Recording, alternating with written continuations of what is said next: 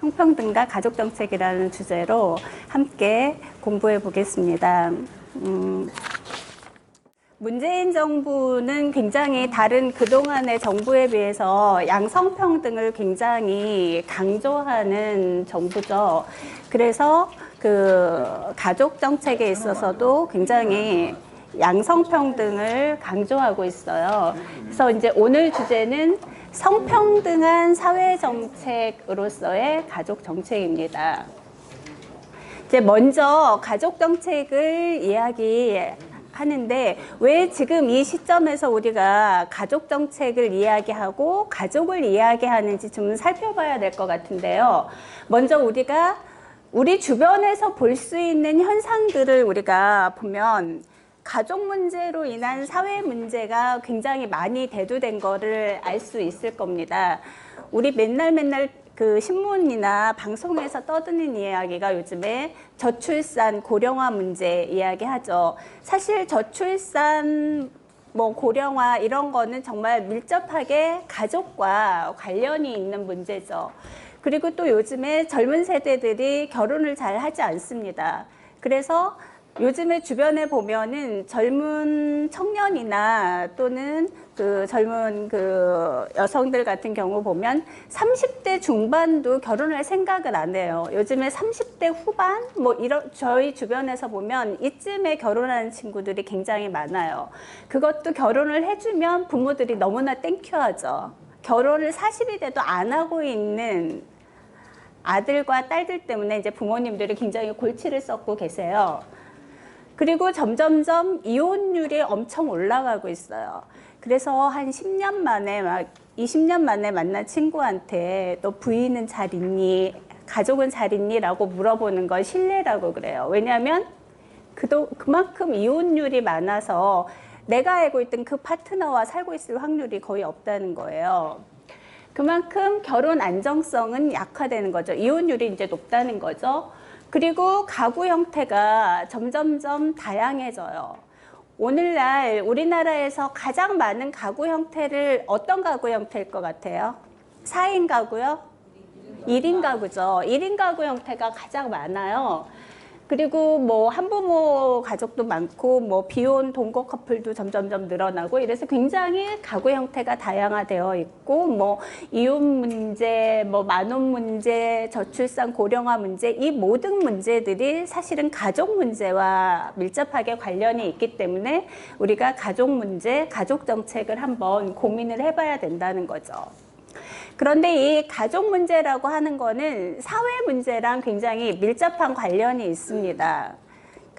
조금 전에 저출산 고령화 문제라고 했는데 사실 우리가 1960년대, 70년만 해도 그때는 출산을 오히려 산하 제한 정책을 많이 폈었어요. 그래서 아이들 3명만 낳아도 저희가 너무 미개해가지고 애를 3명이나 낳습니다. 이런 이제 애 3가진 여성들이 이런 고백을 농담 삼아서 했었거든요. 근데 이제 점점 오늘은 정반대의 상황이 오늘날은 됐죠. 그래서 이거는 과거에 1960년대, 70년대는 국가가 산하 제한 정책을 밀었고 지금은 출산 장려 정책을 밀어요. 산하 제한이나 출산 장려 정책은 뭐예요? 대표적으로 인구 정책이죠. 그러니까 인구 정책하고 굉장히 밀접한 관련이 있기도 하고요.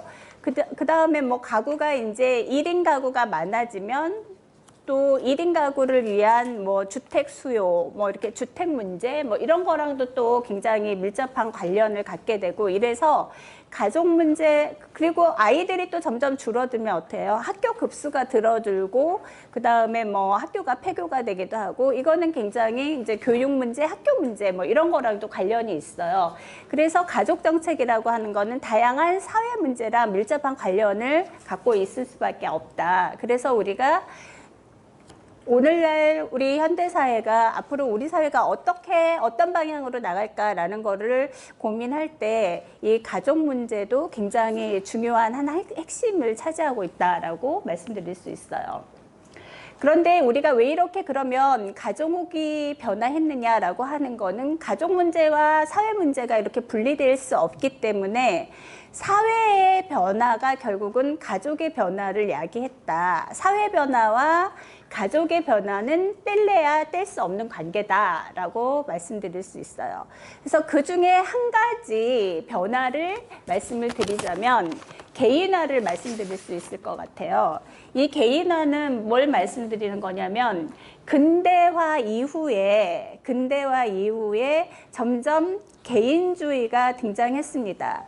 근대가 시작되기 이전에는 우리나라 같은 경우에도 뭐가 중요한 가치였냐면 집단주의였죠. 나보다는 가족이 훨씬 중요했어요. 나보다는 가족, 우리 뭐 마을, 우리 가문, 이런 것들, 그 다음에 우리 동네, 이런 것들이 더 중요했는데, 근대 이후에 오면은 뭐가 더 중요해지냐면, 개인이 중요해져. 개인의 권리, 나의 자아 실현, 이게 이제 근대에 와서 중요해졌어요. 그러면서 현대사회에 오면 이 개인이 거의 무슨 종교 정도로 되게 중요해지는 거죠. 거의 절대적으로 개인의 자아 실현, 개인의 자유라고 하는 거는 거의 무슨 침해받으면 안 되는 절대 어떤 신성 불가침의 그런 가치, 제1의 가치를 갖고 있는 것으로 이제 오늘날 등극을 하잖아요. 그래서 오늘날은 이 개인의 권리, 개인이 굉장히 중요한 시대예요. 그러다 보니까 개인의 자유, 개인의 선택 이런 거를 사회가 굉장히 강조를 하죠.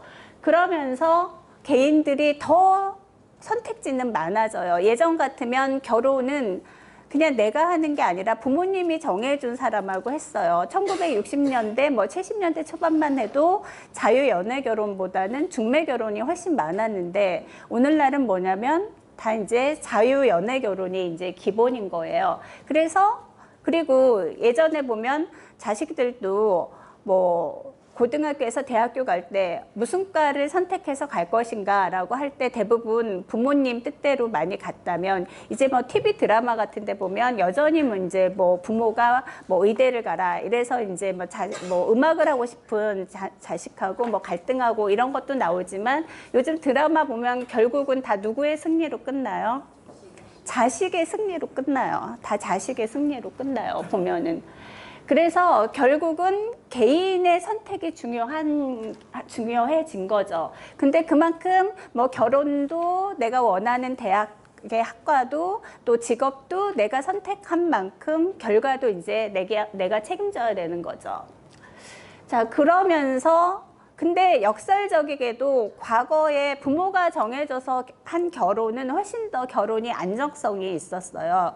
왜냐하면 그때는 결혼해서 그냥 남편 노릇, 돈 벌어오고 가족의 가장 노릇만 하고 아내는 부모님 잘 봉양하고 아이들 잘 건사하면 부부가 특별히 트러블을 일으킬 일이 없는 거예요. 각자 그냥 남편 역할, 아내 역할을 하면 부부가 아무 문제 없이 잘 살 수 있어요.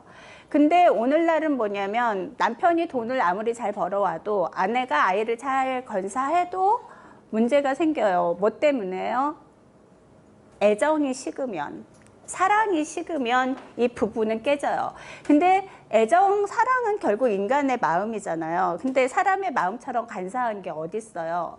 사람 마음에 따라서 이 결혼이 깨지기도 하고 예전보다 더 견고하기도 하고 이런 거죠. 그래서 결국은 결혼이라고 하는 게 개인의 선택이 되면서 과거보다 훨씬 더 이제 불안정성을 띠게 되고 그러면서 이제 가족이라고 하는 게 굉장히 깨지기 쉬운 그릇이 돼 버린 거죠.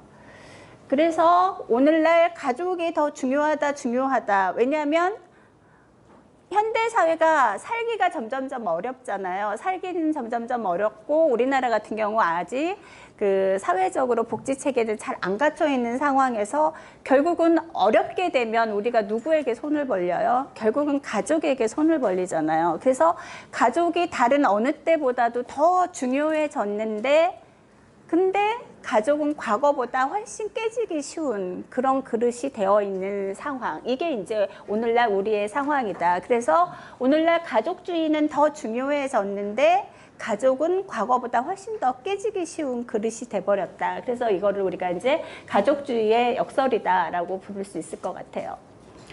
그리고 또 이런 가족의 변화를 추동한 중요한 거는 우리가 근대 사회로 오면서 이렇게 개인이 중요하다 보니까 여성을 한 인간으로 대우하고 여성의 교육이 확대되고 여성이 이제 고등교육을 받고 대학도 나오고 뭐 석사 박사하고 이러면서 놀지 않잖아요. 그러면서 자꾸 이제 일을 하게 되는 거죠. 직업을 갖게 되는 거죠. 자, 이렇게 여성이 교육을 많이 받으면서 이제 인권의식도 높아지고 양성평등의식도 높아지고 그리고 점점점 직업을 많이 갖게 되고 이러면서 과거에 그냥 아이 기르고 집에서 집안일 건사하는 그런 아내 역할은 더 이상 이제 만족하지 못하는 그런 상황이 된 거죠. 그리고 우리나라 같은 경우 이제 1980년대 후반 이후에 신자유주의가 이제 진행이 돼요. 이거 우리나라뿐만이 아니라 지금 미국, 영국 중심으로 해서 전 세계적으로 신자유주의는 계속 이제 확대되고 진행되고 있어요. 그래서 신자유주의의 모토는 뭐예요? 시장의 자유예요. 시장이 모든 것을 알아서 조정할 테니 모든 것은 시장에 맡겨라. 그래서 시장에 맡겼더니 시장은 뭐예요? 무한 경쟁이 발생하는 장소죠. 무한 경쟁이 발생하기 때문에 거기에서 경쟁에서 탈락하는 사람들은 정말 이제 비참한 나락으로 떨어지는 거죠. 사회적 보호 장치가 없다면. 그래서 과거에 1950년대, 60년대, 70년대까지 서구에는 뭐냐면 서구가 복지국가, 복지사회였잖아요. 그때는 시장 만능주의가 아니라 이 자본주의 체제를 국가가 개입해서 복지를 확대하고 이 시장이 브레이크 없이 막 갈 때는 국가가 조정하고 그래서 노동자들이 조금 안정적으로 직업에 임하고 그리고 노조가 힘이 세고 그래서 함부로 기업이 노동자들을 해고하지 못하고 뭐 이런 체제였었어요. 1960년대, 70년대 서구 복지국가는. 그런데 이제 1980년대 미국, 영국을 중심으로 신자유주의가 진행이 되면서 바로 그런 복지국가의 틀이 이제 흔들리기 시작한 거죠. 그래서 이제 노조의 힘이 약해지고 더 이상 국가가 복지제도에 들어갔던 돈들을 축소하기 시작하면서 이제 직업 안정성이 흔들리기 시작하는 거예요. 이제 이런 사회가 우리가 1980년대 후반, 1990년대부터 우리 사회도 이제 이런 신자유주의가 이제 본격적으로 들어오기 시작했던 거죠. 자, 이렇게 되면서 이제 1990년대 후반, 2000년대 들어와서는 고등교육을 받고 그리고 양성평등 의식으로 무장하고 그러면서 이제 더 이상 결혼이 얼마나 위험한지 이 결혼해서 얼마나 이혼율이 높아지고 더 이상 남편을 믿을 수 없고 이런 것을 알게 된 젊은 여성들이 이제 등장했고 그리고 오늘날 점점점 가족이 타인보다 더 위험해졌어요. 우리 막 보면은 TV나 신문에서 보면 그 범죄, 흉악범죄 같은 거 보면은 오늘날은 사실은 가족에 의해서 저질러지는 흉악범죄가 굉장히 많아요.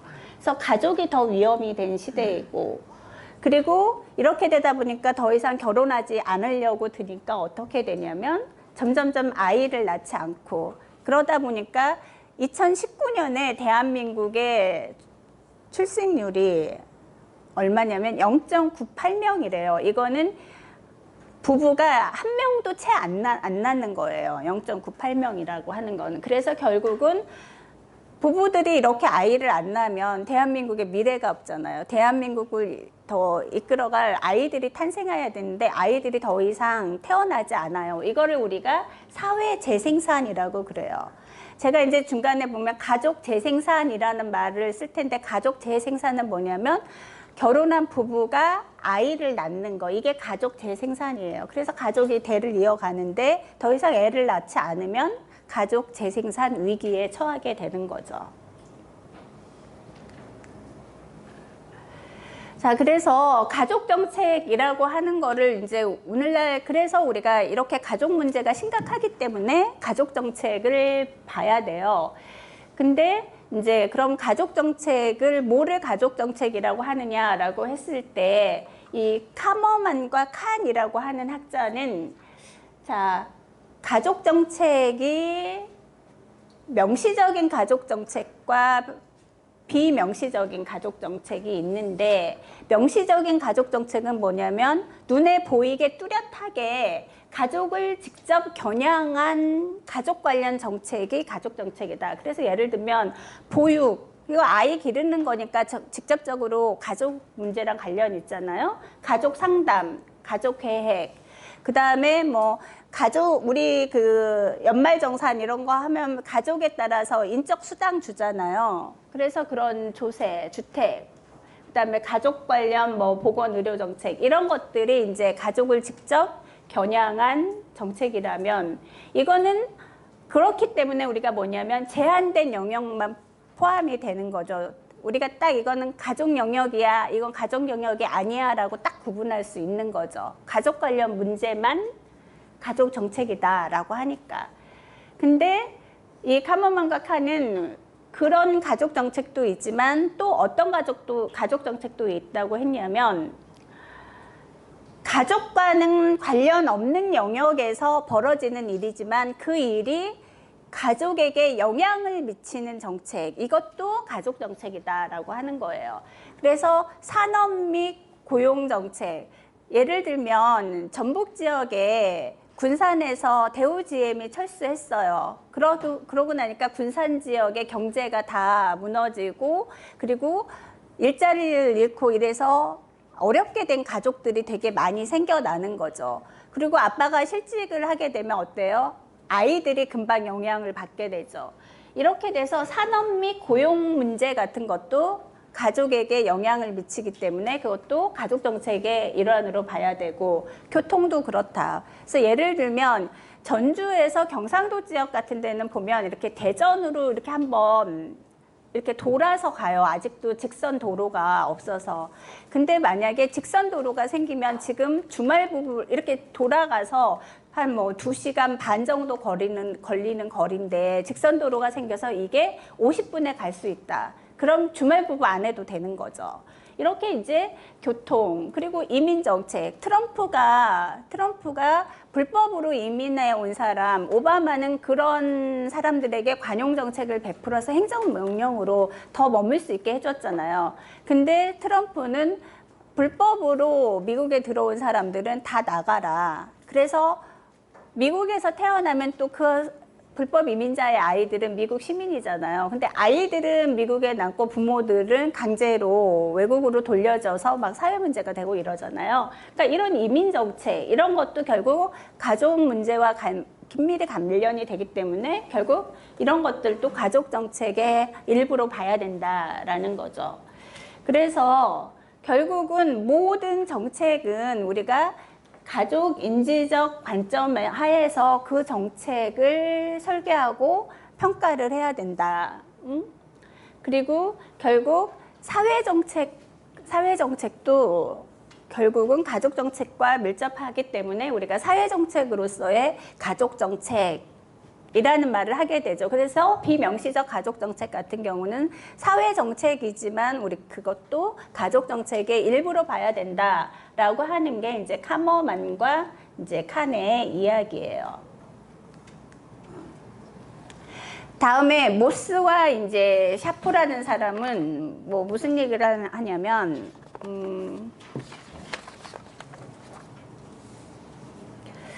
정책에 있어서 가족 인지적인 관점이 있어야 된다. 그래서 이거는 결국은 뭐냐면 그냥 우리가 어떤 정책을 실시할 때 그거를 실질적으로 그 정책이 실질적으로 가족을 고려해서 만들어진 정책이냐 아니냐.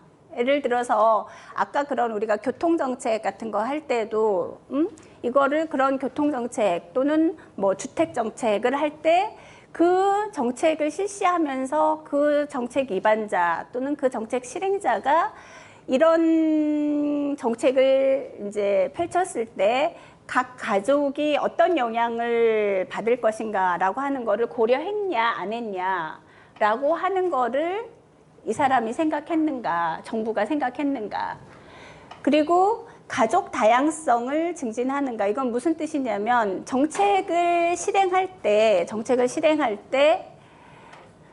지금까지 우리나라는 기본적으로 뭐냐면 4인 가족을 정상 가족이라고 봐요. 4인 가족이 기본이다. 그래서 주택이나 뭐 주택 청약 같은 문제에서도 보면 사실 4인 가족이 일단 기본이고 뭐 영순위를 받을 수 있을 때 이제 뭐 4인 가족, 뭐 신혼부부 뭐 이런 사람들이 훨씬 더 이제 유리하게 되잖아요.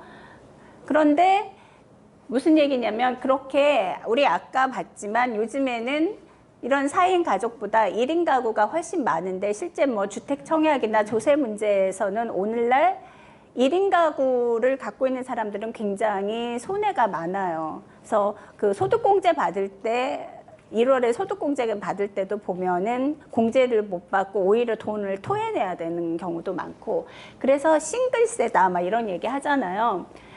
그래서 결국 가족 정책을 할 때 그렇게 뭐 1인 가구라든가 뭐 한부모 가구라든가 이렇게 다양한 가족들을 고려하고 있는가.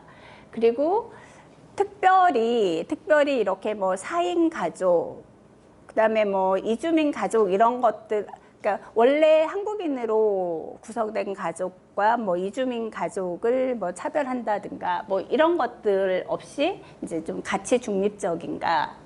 이런 거를 좀 볼 필요가 있다는 얘기고요. 그리고 진머만이라는 사람은 또 뭐라 그랬냐면 결국 가족 복지를 기준으로 해서 가족 정책은 봐야 된다. 그래서 결국 가족에게 영향을 줄 수 있는 정부의 모든 활동은 이 사람의 입장에서는 이제 가족 정책이라고 우리가 볼 수가 있다. 뭐 이제 이렇게 이야기를 했습니다. 그래서 결국은 보면은 가족에게 영향을 주는 모든 정부 정책은 우리가 넓은 의미에서 가족 정책이라고 볼 수 있다라고 하는 게 이제 학자들의 견해인 거예요. 그리고 이건 어떻게 보면 가족 문제를 연구하는 학자들의 입장에서 보면 자기들의 영역, 자기들의 밥그릇 영역이 뭐예요? 가족 영역이 넓으면 넓을수록 좋은 거죠. 뭐 꼭 그래서는 아니지만 어쨌든 이렇게 학자들이 보면 가족 정책, 가족 문제, 가족의 영역을 넓게 잡고 있는 것으로 볼 수 있어요. 그래서 오늘날 가족 정책과 관련된 쟁점들을 좀 보시면은요. 일단 제가 조금 전에도 말씀을 드렸는데 이 가족이라고 했을 때 그 가족이 모든 가족을 말하는 게 아니고 항상 우리나라 같은 경우도 뭐냐면 4인 가족이 정상 가족이라고 생각하고 4인 가족을 핵심에 놓고 이야기를 하거든요. 그래서 뭐 비혼 1인 가구 또는 뭐 한부모 가구 이런 거는 정상에서 정상 범주에서 벗어난 가구다라고 이제 생각을 하는 거죠. 그래서 정상 가족인 핵가족, 4인 가족이 여러 가지로 현재 우리나라에서는 혜택이 많죠. 뭐 이제 주택 청약이나 아니면은 아까 말했지만 우리 소득공제나 이런 거에서 이제 여러 가지 주택 정책, 조세 문제에서 핵가족의 이제 인센티브를 받고 있어요. 반면에 또 우리나라 같은 경우는 비혼 동거, 결혼하지 않는 동거는 우리 사회에서는 인정을 못 받아요. 그런데 이제 외국에 특히 이제 유럽 같은 경우는 이 비혼 가족들이 인정을 받아요. 예를 들어서 제가 굉장히 재미있었던 게 2000년대 초반인데 이제 제 후배가 교육 계열로 해서 뭐 행정고시 돼서 사무관이었어요. 근데 이제 걔가 행정고시에서 사무관들 되면은 뭐 한 7, 8년, 10년 정도 있으면은 이제 외국으로 안식년 비슷하게 이제 1년 정도 나가는 계기가 있어요. 근데 그때 걔가 어디로 갔냐면 프랑스로 갔었어요. 그래서 2000년대 이게 초반이었는데 2000년도 초반인가? 초반은 아닌 것 같아요. 월드컵은 지났으니까. 근데 2000년, 한 2008년, 9년쯤 됐었나? 근데 걔가 갔다 와서 이제 자기가 프랑스에서 가장 신기했던 일 중에 하나가 뭐냐면 자기 회사에, 거기 물론 이제 정부 관련 회사겠죠. 얘도 이제 공무원이니까 그쪽 이제 공무원 그쪽 그 기관에 가서 근무를 했겠죠. 근데 자기가 아는 싱글 여성이 하루는 오더니 그 사무실 사람들한테 너무나 환한 미소를 띠면서 와서 내가 오늘 축하받을 일이 있다고, 여러분이 다 나를 축하해 줘야 된다고. 그래서 사람들이 무슨 일인데 그러냐고 그랬더니 걔가 너무 좋아하면서 내가 임신을 했다고. 싱글인데요. 내가 임신을 했다고. 그랬더니 그 기관 사람들이 다 너무 축하한다고 다들 축하하고 그러면서 그 주에 날을 잡아서 이제 축하 파티를 했다고 그래요. 그래서 싱글인 여성이 이렇게 내가 임신했다라고 떳떳하게 사람들한테 이야기하고 또 그 여성을 전체에 막 와가지고 다 이렇게 축하해주는 이 분위기. 이게 뭐냐면 프랑스에는 팍스라고 하는 제도가 있어서 그래요. 아니, 팍스라는 제도도 있고 또 그만큼 미혼모나 아니면 뭐 비혼 동거나 이런 거에 대해서 뭐라 그럴까, 선입견이 그만큼 프랑스 사회가 없다는 거죠. 마찬가지로 스웨덴은 이 삼보라고 하는 제도인데 우리로 치면은 그 뭐라 그럴까요? 뭐 이거는 꼭 뭐 동거자들뿐만 아니라 그냥 뭐 친구들끼리 또는 뭐 선후배끼리 예를 들면 그냥 가족을 이루면서 혈연이 아닌데 가족을 이루고 사는 사람들 있잖아요. 그런 사람들이 같이 살면서 자산도 공유하고 이러면 그걸 이제 가족으로 인정해주는 제도. 이게 스웨덴은 삼보고 프랑스의 경우 팍스 제도고 미국의 경우 지역 파트너십이라고 이제 하는 거죠. 프랑스의 팍스 제도 같은 경우는 이제 시민연대 제도다라고 이야기하고 있어요. 근데 이제 우리나라 같은 경우는 또 뭐냐면 지역에서 보면 효행 장려금 있고 여전히 효행상 이런 게 이제 도지사가 효행상 아직도 주고 그래요. 효부상, 효행상 이런 거. 그건 뭐냐면 이거는 핵가족 제도도 아니고 그 대가족 제도를 말하자면은 그 되게 뭐라 그럴까, 되게 이렇게 아름답게 그다음에 되게 이상적인 이념으로 보고 그거를 이제 장려하는 거죠. 사실 효행상 이런 거는.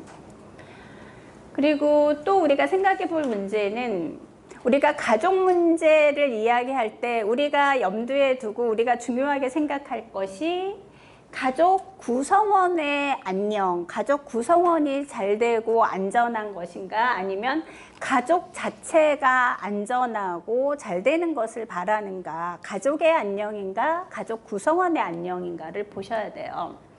그래서 대표적으로 우리가 가정폭력의 문제를 보면은 우리나라 같은 경우에 가정폭력 신고해도 경찰이 와서 잘 적극적으로 대응을 안 해요. 왜냐하면 가족 문제로 보고 그냥 두 분이서 화해하세요 이러고 이제 간단 말이죠.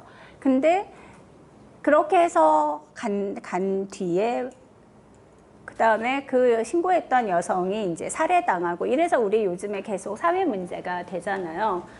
그래서 이 가정폭력으로 신고를 하거나 이제 뭐 재판을 받거나 이래도 기본적으로 우리나라는 뭐냐면 가족을 유지해야 된다라는 입장이기 때문에 그 가정폭력으로 신고하고 기소가 돼도 이 사람을 재판을 받고 뭐 형을 살리고 이러는 대신에 되도록이면 뭐 심리상담이나 뭐 이렇게 해서 다시 이제 가족으로 돌려보내고 화해를 권고하는 게 기본 입장이에요. 왜냐하면 가족을 중요시하기 때문에.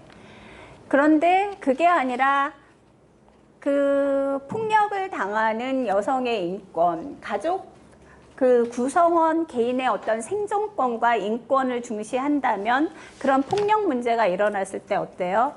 그 폭력 남편하고 격리를 확실하게 시키고 이 여성이 혼자 자립할 수 있도록 국가가 복지제도를 통해서 지원해 주는 거. 이게 사실은 개인, 가족 자체가 아니라 가족 구성원을 생각한다면 사실은 이래야 되는 거죠.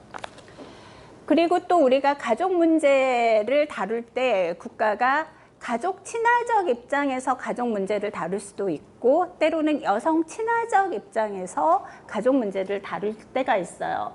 근데 가족 친화적인 정책이라고 해서 그게 항상 여성 친화적인 정책은 아니라는 거. 예를 들면 이제 계속 우리가 이야기할 텐데 양육수당은 뭐냐면 여성이 애를 낳은 이 여성이 아이를 이제 직장을 다니다가 아이를 돌봐야 돼요. 그래서 직장을 관두고 집에 머물러서 아이를 돌보면 이 여성에게 이제 양육수당을 주는 거죠. 이게 양육수당이에요. 근데 양육수당은 뭐냐면 우선 이 여자가 뭐냐면 직업이 있었어야죠. 직업이 있었어야 되는데 직업을 애를 낳아서 직장을 못 다니고 이제 애를 기르게 되면 대신 그 여성에게 국가가 양육수당을 주는 거예요. 그래서 이 양육수당은 어때요? 아이를 돌보도록 일가정을 양립할 수 있도록 국가가 지원하는 가족 친화적인 정책은 맞죠. 그러나 양육수당 제도는 사실은 뭐냐면 여성이 아이를 양육하는 책임은 남편보다는 아내가 우선이다. 양육의 일차적인 책임자는 남편이 하는 여성 너다라고 하는 거를 명시하고 있다는 거죠. 그래서 양육수당 제도 같은 거는 가족 친화적인 정책이긴 하지만 여성 친화적인 정책은 아니다. 반면에 가족수당은 뭐냐면 아동수당은 뭐냐면 모든 아동에게 다 주는 거예요. 뭐 중산층이나 빈곤층이나 그리고 직장에 있는 여성이나 직장에 없는 여성이나 아이가 있으면 그 아이에 대해서 국가가 모두 똑같은 돈을 현금으로 지급하는 거. 그래서 이 경우에는 뭐냐면 그 빈곤 같은 그 계층의 어떤 불평등을 완화하는 효과도 있고 그렇다고 그래요. 그래서 아동수당 같은 경우는 이제 여성 친화 정책이 되죠. 그리고 노동시장의 마미트랙, 이 마미트랙은 뭐냐면 직장을 가진 여성들이 아이가 있으면 사실 좀 1시간 늦게 출근하고 1시간 빨리 퇴근하면 그건 정말 엄청난 거죠. 아침에 출근해 보시면 알겠지만 아침에 5분, 10분은 정말 그냥 보통의 우리 1시간에 맞먹거든요. 근데 육아를 위해서 자유롭게 출퇴근 시간은 조절할 수 있는 그런 일자리. 근데 그런 일자리가 대부분은 뭐냐면 승진하고 그리고 돈을 많이 버는 일자리는 아닌 거예요. 그래서 여성에게 결과적으로는 좀 불리한 일자리죠. 그거를 마미트랙이라고 그래요. 그래서 여성들이 일을 할 때 근데 아이를 가진 여성의 입장에서 보면 어쩔 수 없이 마미트랙을 본인이 선택할 수밖에 없는 거죠. 그래서 여성이 일할 수 있도록 노동시간을 조절해 주지만 결과적으로 그 여성이 자기의 직업 세계에서 성장하고 성공할 수는 없는 거예요. 이 마미트랙에 들어간 순간. 그래서 이 경우는 우리가 가족 친화 정책이긴 하지만 여성 친화 정책은 아니다. 반면에 독일의 주부연금 제도 같은 경우는 이거는 여성 친화 정책이라고 할 수 있어요. 주부연금 제도는 뭐냐면 원래 독일도 남성이 생계부양자고 여성은 집에서 아이를 돌보는 게 원칙이다라는 입장 하에 복지제도를 만들었었는데 2000년대 후반부터 거기도 이제 고령화 문제가 너무 심각하게 된 거예요. 그리고 특히 노년층의 고령화인데 노년층의 고령화는 주로 누구의 고령화냐면 여성 노인의 고령화예요. 그래서 뭐 이혼을 하거나 남편이 뭐 죽거나 남편이 충분한 연금을 받지 못하거나 이러면 여성 노인이 너무 이제 빈곤해져서 이게 이제 사회 문제가 되면서 독일이 이제 복지 제도를 자기들이 손봤어요. 그러면서 이 여성들이 나중에 늙어서 가난해지지 않도록 그러려면 뭐를 해야 되냐면 그러니까 젊어서부터 여성이 자기 몫으로 연금을 쌓을 수 있도록 해야 되겠다. 근데 가정에서 이제 일하느라고 아이를 낳고 직장을 갖지 못한 여성들을 위해서도 연금을 부여하자. 그래서 아이 한 명을 낳으면 아이 한 명을 길렀어요. 그럼 그 아이 한 명에 3년간 일한 그 연금을 그 배당을 해주는 거예요. 이게 이제 독일의 주부 연금 제도예요. 그래서 이 경우는 이제 여성 친화적 정책이다라고 우리가 얘기할 수 있는 거죠. 그리고 또 똑같이 가족 정책이지만 예를 들어 똑같이 가족 정책인데 타켓이 어디를 두느냐에 따라서 또 상충되기도 해요. 그래서 예를 들면 우리가 아동 청소년은 돌봄의 권리가 있잖아요. 그래서 아동 청소년을 돌보려면 결국은 어떻게 돼요? 직장 나가는 엄마가 육아휴직 받아야 되는 거죠. 그래서 그 아이의 돌봄권을 위해서는 엄마가 육아휴직을 받아야 되는데, 근데 가계라고 하는 입장에서 보면, 더군다나 이제 남편이 충분한 돈을 벌지 못하는 가족이라고 하면 육아휴직은 100% 소득을 보전해 주는 게 아니잖아요. 그렇기 때문에 이게 전체적인 가구 소득이라고 하는 입장에서는 두 정책이 서로 상충이 될 수가 있는 거죠. 그리고 예를 들어서 이제 모성을 보호하는 정책, 모성이 중요하다. 그래서 모성을 보호하기 위해서 출산 전후에 유급휴가를 준다거나, 뭐 임신 중 뭐 근로시간을 단축한다거나 이런 정책을 펼쳐요. 근데 이런 정책을 펼치면 결과적으로 뭐냐면 기업주의 입장에서는 여성을 고용하면 중간에 근로시간 단축하고 육아휴직 해야 되고, 아무래도 남성보다는 좀 부족한 노동력이다, 부족한 일꾼이다 라는 생각을 하게 돼서 결국은 노동시장의 성차별을 야기하게 된다.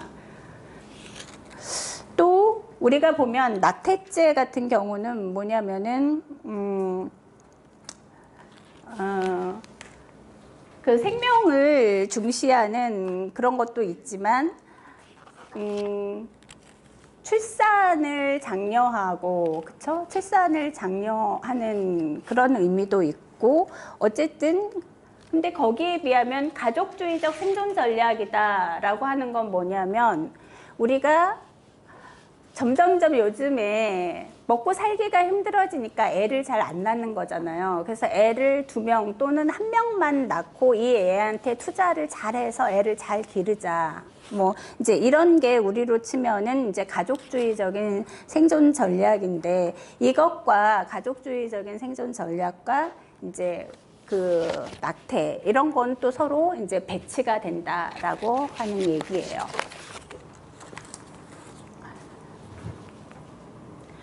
그래서 우리가 그러니까 우리가 가족 정책 안에 있는 되게 다양한 정책들이 있을 수 있는데, 그 가족 정책 안에서도 서로 이렇게 상충되는 가족 정책이 진행될 수도 있어요. 예를 들면 우리나라에서 똑같이 육아휴직 제도도 쓰면서 아동수당도 또 주고 있잖아요. 그러니까 서로 상충되기도 하지만 그러나 또 동시에 진행되기도 하는, 그래서 때로는 가족 친화에 방점을 두기도 하고, 어느 경우는 여성 친화에 방점을 두기도 하고, 어느 경우에는 4인 정상가족에 방점을 두기도 하고, 어느 정책은 또 1인 가구를 지원하는 정책을 쓰기도 하고, 이렇게 가족정책이라고 하는 이름 하에 국가가 진행하는 가족정책 안에서도 서로 상충되는 그런 정책들이 펼쳐지고, 어느 정책을 더 우선시하고 어느 정책이 좀 더 중요한 정책으로 대두할 것인가 라고 하는 거는 결국 사회성원들의 합의에 달려 있는 거죠. 누가 뭐 어떤 정책이 더 중요하고 뭐를 좀 더 우선시하자라고 했을 때, 그 우선시하자고 하는 사람들의 목소리가 더 커졌을 때 그 정책이 좀 더 중요한 1순위 정책이 되는 거겠죠. 물론 이제 뭐 예산도 더 많이 배당이 되고요. 자, 우리가 또 이 일가족, 그래서 오늘날 보면은 가족 문제랑 관련해서는 일가족 양립 문제가 굉장히 중요해지는데, 이 일가족 문제랑 관련해서 보면은 우리가 일가족 문제도 여성의 문제로 규정할 수도 있고 가족의 문제로 규정을 할 수도 있어요. 그리고 때로는 뒤에서 보시지만 계급의 문제로 규정할 수도 있고 이거를 성불평등의 문제로 규정을 할 수도 있어요. 그래서 먼저 일가족 양립 문제 같은 경우도 여성의 문제로 이 문제를 규정하면 어떻게 되냐면 해결 방식이 뭐냐면 여성이라서 겪는 특수한 문제다. 여성이라서 겪는 특수한 문제다. 뭐냐면 여성들이 취업을 했더니 취업해서 뭐예요? 아이를 돌보는 게 어려워졌어요. 근데 이거는 여자라서 겪는 어쩔 수 없는 특수한 문제다. 라고 생각하는 거. 이게 이제 일가족 양립 문제를 여성의 문제로 보는 거죠. 그리고 이런 시각은 뭐냐면 아이를 돌보는 거, 가사 일은 누구의 일이에요? 여전히 여성의 일로 보는 시각이죠. 그래서 이런 시각은 서구에서 1960년대, 70년대 나타났던 정책 방향이에요. 그래서 이때는 이제 뭐냐면 그 여성의 이중 부담을 경감을 하자. 예를 들면 뭐 결국 뭐냐면 여자의 일이 가사와 양육인데 그 여자가 교육도 받고 능력도 있어서 취업을 했어요. 그래서 그 우수한 인력을 썩히면 아까우니까 이 여성이 계속 취업하고 그러나 여자의 일은 육아도 할 수 있도록 이 여성이 갖고 있는 이중 부담을 경감해 주자. 이렇게 얘기하는 거죠. 그래서 결과적으로 뭐 하냐면 여성이 아이 돌보기 좋도록 뭐 파트타임제를 둔다거나 여성에게 시간 선택제 이런 거를 사용할 수 있게 한다던가 하는데 이거는 결과적으로 뭐냐면 성평등, 양성평등 가치를 확산하기보다는 이제 서구에서는 70년대 후반 80년대부터 신자유주의가 미국과 영국을 중심으로 확산이 되면서 노동이 점점 유연화되잖아요. 우리가 노동이 유연화된다라고 하는 말은 뭐냐면 결국 노동자를 해고하기 쉽게 만드는 거예요. 고용하기도 쉽고 해고하기도 쉽게 만드는 거. 이게 노동의 유연화예요. 그러니까 노동자들의 자리를 기업주가 마음대로 여기다 넣었다 자기들 필요하면 뺐다가 필요하면 다시 박았다가 필요하면 이쪽에다 이동했다가 이렇게 기업주 맘대로 쉽게 이동할 수 있는 거. 이게 이제 노동의 유연화예요. 그래서 이거는 결국 여성이 뭐 시간 선택제나 아니면 파트타임제 이러면 파트타임제나 시간 선택제 노동자는 아무래도 전일제 노동자보다는 어때요? 그 약하죠. 그 신분에 있어서. 그래서 결과적으로 기업의 노동 유연화 전략 확산에 기여했다. 그러면서 여전히 여성은 아이를 기르는 사람이다라고 하는 근본적인 그런 성별 분업 규범에는 도전하지 못한, 그거는 조금도 흔들지 못하고 그대로 이제 고수시키는 그런 역할을 했다는 거죠. 그리고 여성은 여전히 아이를 양육하는 사람이니까 전일제 노동자로 근로자로 있다가 이제 아이를 양육하는 시기가 되면 뭐 시간제나 파트타임제로 전환을 하거나 아니면은 잠시 그만뒀다가 다시 이제 일을 하거나 이래서 우리가 그러니까 여성의 일을 보면은 이렇게 M자형 곡선이다라고 이야기를 하는데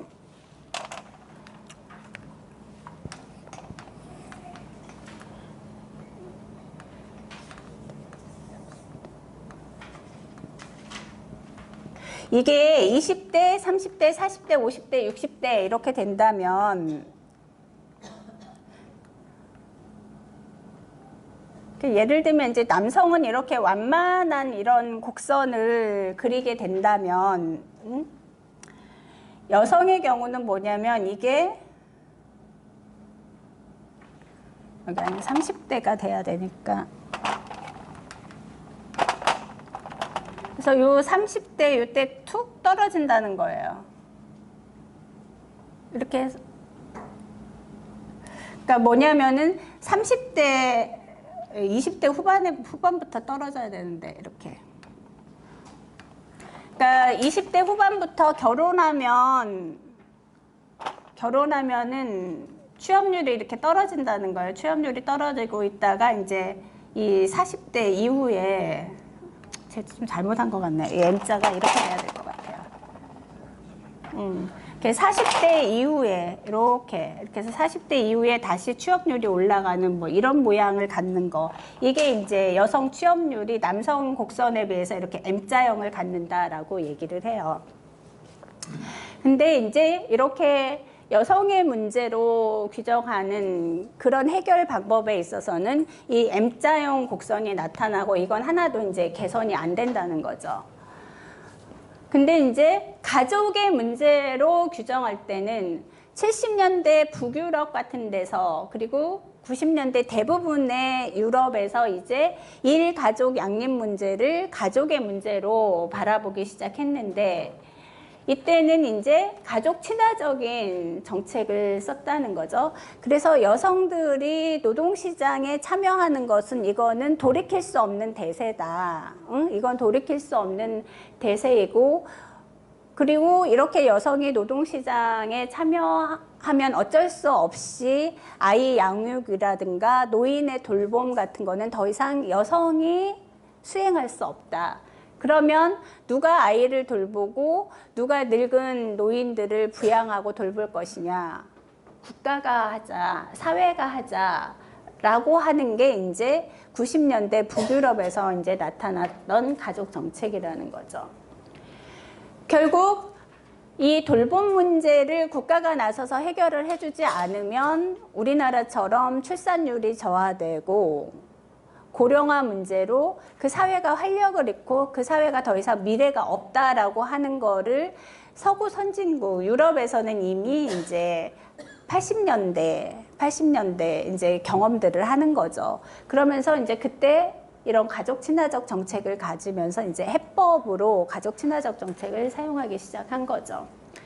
그래서 이 가족이라고 하는 거는 사회의 차원에서 보면은 그 사회의 노동력을 재생산하는 게 바로 가족이다. 그래서 이 가족의 이 돌봄의 문제를 해결해 주지 않으면 더 이상 아이를 낳지 않고 저출산 고령화 문제가 진행이 되면서 그 사회는 미래가 없게 된다. 그렇기 때문에 이 가족의 돌봄 문제, 양육 문제를 국가가 나서서 해결해 주자라고 했다는 거죠.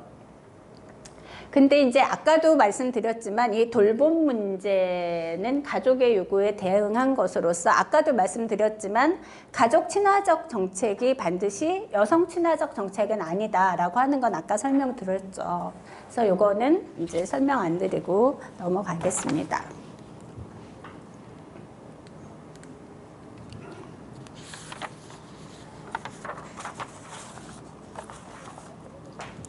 자, 그러면 일가족 문제를 이제 계급의 문제로 볼 수도 있다라고 말씀드렸어요. 그래서 계급의 문제로 보는 거는 이제 어떤 거냐면은, 사회가 계속해서 핵가족을 유지하고 싶어 해요. 뒤에도 나오겠지만 우리나라가 2004년에 건강가족 기본법이라는 걸 만들어서 전체적으로 가족 문제를 다 체계적으로 다루는 기본법을 건강가족 기본법이라는 걸 만들었는데, 건강가족 기본법이라는 말에는 무슨 말이 숨어 있냐면 비건강가족이 있다는 거죠. 근데 이 법에서 건강가족은 뭐냐면 부부 2명에 아이가 2명 달린 핵가족, 이게 정상 가족인 거예요. 그리고 그 이외의 가족은 말하자면 이제 비정상적인 가족. 그리고 이 핵가족은 뭐냐면 아버지가 돈을 벌어서 주 생계부양자가 되고 엄마가 집에서 아이를 돌보고 뭐 양육을 담당하고 가사를 담당하는 이런 핵가족이 정상가족이라고 보는 거죠. 근데 이런 정상가족, 핵가족은 우리나라에서 그 2000년대 초반까지 어느 계층에서만 가능했냐면 중산계층에서나 가능했다는 거죠. 그 비정규직이거나 가난한 하층 사람들은 남편 혼자 벌어서 먹고 살기는 어려웠다는 거죠.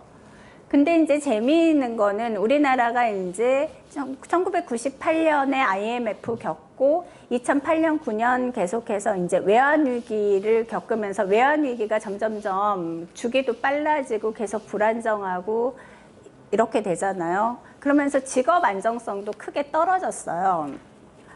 그렇게 되면서 요즘 젊은이들은 너무너무나 잘 아는 거예요. 내가 대기업에 들어간다고 한들 40대 한 중반 정도면 대기업에서 부장 달고 그러면 이사로 승진하지 못하면 한 40대 중반에 나와야 되는 거예요. 40대 중반 이후에 요즘 100세 시대인데 40대 중반에 나와서 내가 무엇을 먹고 무엇을 해서 살 것인가. 그러니까 더 이상 한 가지 직업만 갖고 100세 시대인데 뭐 70세까지 일해야 되는데 45세에 나오면 결국 30여 년간을 허송세월할 수 없잖아요. 뭔가 일을 해야 되는 그런 시기인 거죠. 그리고 또 이제 대기업, 그나마 이제 운 좋은 우리가 대기업에 가는 사람들은 이른바 뭐 인서울의 뭐 스카이 대학이나 아니면 지방에 이제 뭐 무슨 좋은 국립대나 무슨 자격증을 갖고 있거나 이런 사람들이 주로 가고 이제 그나마는 대기업에 못 가요. 그러면 대기업 그 직원들이 갖고 있는 어떤 여러 가지 복지 혜택이나 직업 안정성이 이제 그나마 중소기업에서는 없는 거죠. 그리고 뭐 경제가 막 늘 경제 위기잖아요. 이런 상황에서 언제 우리 회사가 망할지, 언제 뭐 내 임금이 어떻게 될지 앞길이 너무 불안한 거예요. 이런 상황에서 젊은이들이 어떻게 하냐면 더 이상 나 혼자 벌어서 가족을 꾸려나갈 자신이 없다. 요즘 젊은 애들은 그렇게 생각해요. 그래서 같이 벌어먹고 같이 살자. 그래서 정말 요즘에는 이제 더 이상 남자 혼자 생계부양자가 된다라고 하는 생각은 요새 이제 20대 아이들 정도 되면 더 이상 그런 생각을 안 해요.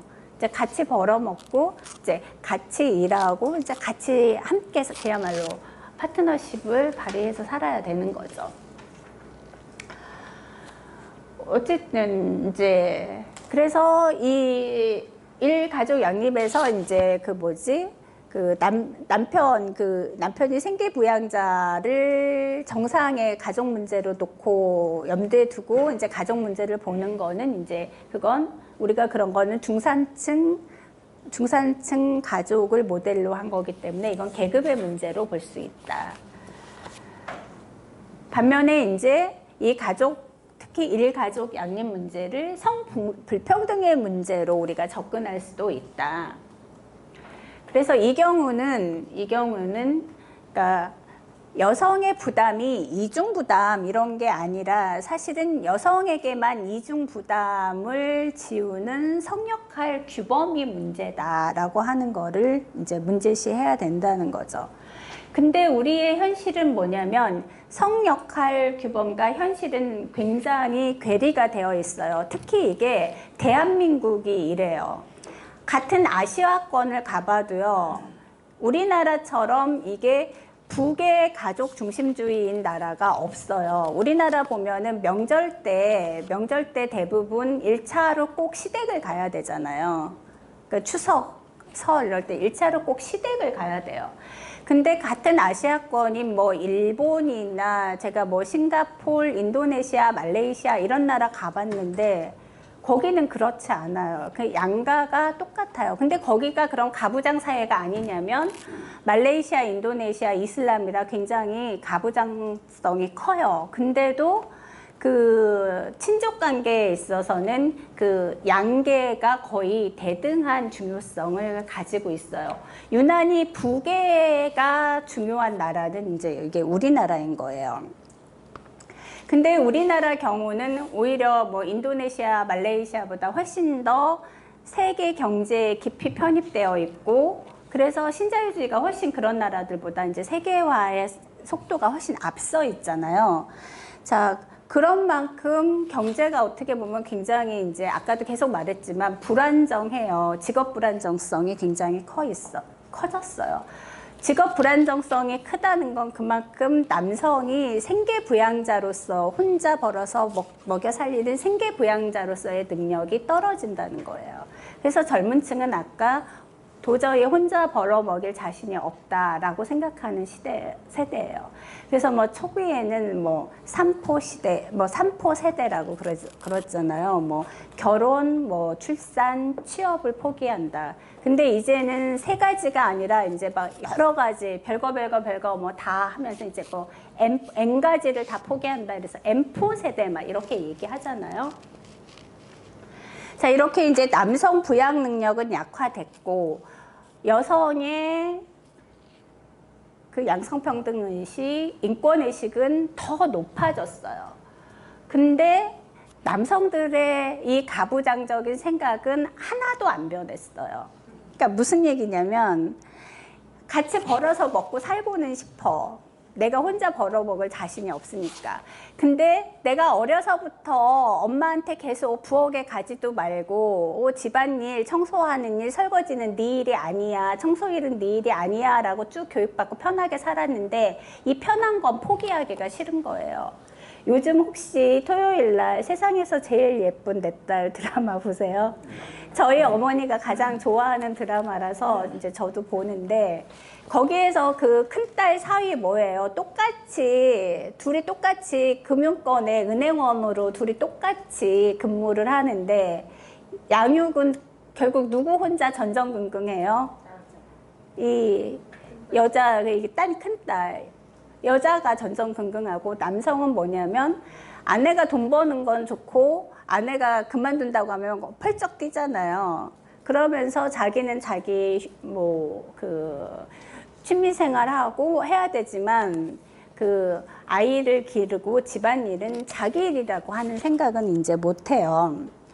그래서 여성 취업은 오케이. 그리고 또 요구해. 그러면서 돌봄 책임은 분담하지 않는 남성들의 이제 지체 현상이 우리 사회에 굉장히 심각하게 나타나고 있고 또 이것이 한국 사회의 이혼율을 높이는 굉장히 중요한 요인이다.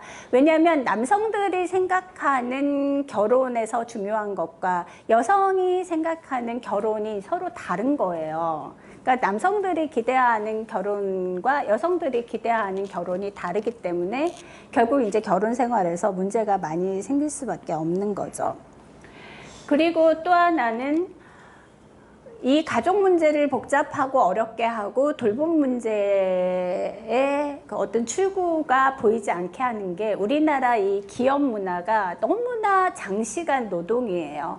그래서 우리 후배들 같은 경우 너무나 양성평등 의식이 충만해. 그리고 자기는 그러니까 뭐 이렇게 학교에서 그 뭐 강의도 하고 뭐 이런저런 프로젝트도 하고 자기도 직장을 갖고 있어. 근데 자기 남편한테 가사 요구를 못 해요. 왜냐하면 자기 남편은 이제 서울에서 사는데 이제 그 후배들 같은 경우 서울에서 사는데 남편이 수원에 있는 현대 자동차 공장 있는 데까지 거기 차장이에요. 그래서 근무를 해야 돼서 아침에 새벽에 동부 이천동에서 9시 반에 나갔다가 거의 퇴근을 9시 다 돼서 오는 거예요. 그래서 이 후배는 학교에서 여성학도 강의하고 뭐 이래서 자기가 양성평등 의식이 너무나 충만한데 남편한테 가사 요구를 자기가 못한대요. 왜냐면 자기가 생각했을 때 남편이 너무 안 됐거든. 새벽 5시 반에 나가서 9시에 들어오는데 그 남편한테 무슨 가사를 요구를 할 수가 있겠어요. 그러니까 우리나라는 이렇게 너무 장시간 노동을 하기 때문에 남성들에게 가사를 요구하기가 되게 어려운 그런 어떤 구조적인 문제가 또 있기도 하다. 그리고 또 기업이나 또 뭐 이런 공기업 같은 데도 요즘은 많이 개선이 되긴 했지만 남성 중심의 어떤 조직 문화를 갖고 있다. 그래서 요즘에는 이제 뭐 술자리 하고 이런 문화가 이제 그리고 폭탄주 돌리고 이런 문화가 많이 사라지고 뭐 여성이나 젊은 친구들이 저 술 못해요 뭐라거나 아니면 술 안 받겠다고 하면 그거를 상사들이 억지로 권하는 분위기는 이제는 아니에요. 근데 불과 한 10년 전쯤만 해도 상사가 윗사람이 돌리는 술잔을 아랫사람이 저 술 못해서 못 받습니다 라고 하면 걔는 정말 조직생활 안 하는 애, 이제 찍히는 애였던 거죠. 근데 불과 10여 년 만에 우리 사회도 굉장히 많이 변화하고 있어요. 근데 아직도 여전히 남성들 중심의 그런 술자리 문화는 여전히 진행이 되고 있죠. 근데 또 직장 생활을 하는 입장에서 이 술자리를 또 빠질 수가 없는 게 이제 예를 들어서 이제 고위직 공무원들 같은 경우 여전히 술자리에 껴야 되는 거예요. 왜냐하면 이제 뭐 내년 초에 인사이동이라든가 뭔가 그 중요한 어느 자리에 누가 이동할 예정이어서 그 자리가 비니까 뭐 거기 어플라이를 해보라든지 거기 이제 조금 끈을 대서 그 자리에 한번 로비를 해보라든지 이런 굉장히 중요한 정보는 1차, 2차도 아니고 3차 정도는 가서 술을 다 먹고 떡이 돼야 그게 이제 남성들 중심으로 그 고급 정보가 도는 거예요. 그렇기 때문에 굉장히 이제 자기 경력을 중요시하는 여성은 이를 악물고 3차까지 뛸 수밖에 없는 거죠. 그리고 또 뭐 일을 하면서 뭐 뭔가 조금 껄끄러웠다거나 자기가 불편했다거나 이런 게 그냥 맨정신으로는 이야기 안 하고 그냥 별일 없이 지나가서 저 사람이 뭔가 저항이 있을 거라고 생각했는데 별로 얘기를 안 해서 오케이 하고 지나갔나 보다 라고 했는데 천만에 그게 아니었던 거죠. 근데 그게 아니었던 게 어디서 속내를 드러나냐면 2차, 3차 가서 술 얼큰하게 먹고 사실은 그때 뭐 소장님 제가 굉장히 불편했습니다. 그건 아니죠 라고 하는 게 2차, 3차쯤 가야 나와요. 그냥 저녁 먹고 그냥 말짱한 얼굴에는 그런 얘기를 안 하시더라고요. 근데 여전히 우리는 남성 중심의 조직 문화를 갖고 있고 그런 상황에서 남성들이 육아휴직 제도가 있다 한들 사용하지 않는 거죠. 육아휴직을 쓰면 뭔가 조금 자기 아내가 주 생계 버리자고 쟤는 아내에 비해서 돈을 못 버나 봐. 그래서 아내 대신 돈 조금 버는 제가 육아휴직을 쓰나 봐 라고 생각을 하거나 아니면 육아휴직을 썼다는 것 자체가 얘가 직장에 올인하거나 직장에 완전히 충성하는 사람이 아니다라고 하는 어떤 낙인이 찍힘으로 인해서 이제 중요한 포스트에 갈 수가 없는 그런 이제 사람으로 찍혀버리는 거죠. 그래서 우리나라 같은 거는 남성 육아휴직 제도가 있어도 남성들이 이제 잘 사용을 하지 않는데 그러니까 어떤 거부감 없이 잘 사용할 수 있도록 남성 육아휴직 사용이 제도화되고 그게 또 관행화 될 수 있어야 되는 거고 또 모든 남성과 여성 모두에게 성평등 돌봄 교육이 이제 이루어져야 하는 거죠. 사회에 이제 전반적인 여러 사회 문제들이 가족 정책에 섞여 있다. 그래서 인구 정책 문제가 가족 문제에 섞이기도 하고 예를 들면 뭐 빈곤 가정이나 한부모 문제나 예를 들면 뭐 그 가정 폭력, 아동 학대 이런 문제는 결국 뭐냐면 사회적 약자 또는 사회 빈곤층을 다루는 사회 정책의 문제가 가족 정책에 섞이기도 하고 그리고 근대 이후에 오면은 근대 이후 우리나라도 보면은 70년대, 80년대, 90년대 그리고 아직까지 그 핵가족, 4인 가족을 정상 가족으로 두고 그 가족을 중심에다 놓고 그 가족을 유지하려고 하는 가족 정책을 펴고 있잖아요. 그런 경우에는 4인 핵가족을 정상 가족으로 보고 4인 핵가족을 제도화하려고 하는 이런 가족 제도적인 그런 동기에서 가족 정책을 펴기도 하고 때로는 가족 안에 내재되어 있는 그런 양성평등을 증진하고 그리고 뭐 아동의 권리라든가 아내의 권리라든가 이런 거를 증진시키려는 해방적 동기, 이런 것들이 이제 가족 정책과 섞이기도 한다라고 말씀드릴 수 있을 것 같아요. 자, 가족 정책에서 우리가 중요하게 볼 거는, 그러면 이제 가족 정책, 국가의 정책은 대부분 국가 정책이 위반되면 실행할 때는 결국은 뭐를 갖고 실행해요?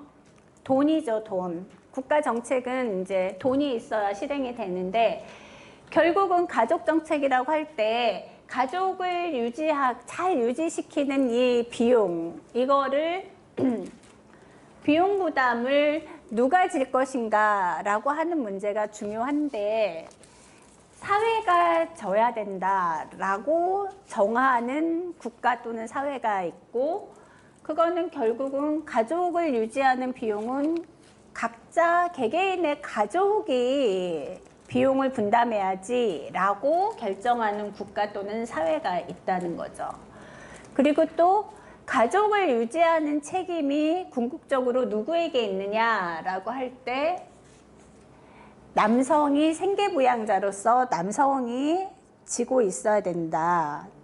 아니다, 여성이다, 또는 양성 모두가 책임이다. 뭐 이런 이제 서로 다른 역할 책임론을 사회에 따라서 이제 정하기도 한다는 거죠.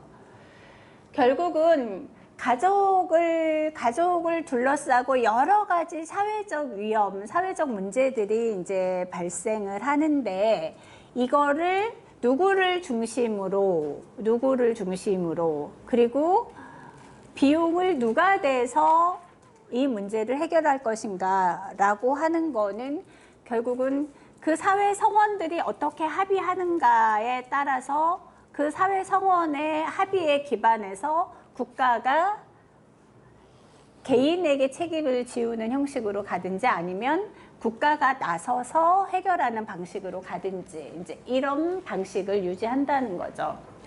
그래서 전통적인 가족정책 패러다임 이랬는데, 이거는 뭐냐면, 전통적인 가족정책은 우리가 정상 핵가족을 이야기할 때 결국은 남자가 밖에 나가서 돈을 벌어오고 여자가 집에서 아이 돌보고 일을 한다라고 했을 때, 남자가 밖에 나가서 일하는 때 노동시장이죠. 거기를 우리가 공적 영역이라 하고요.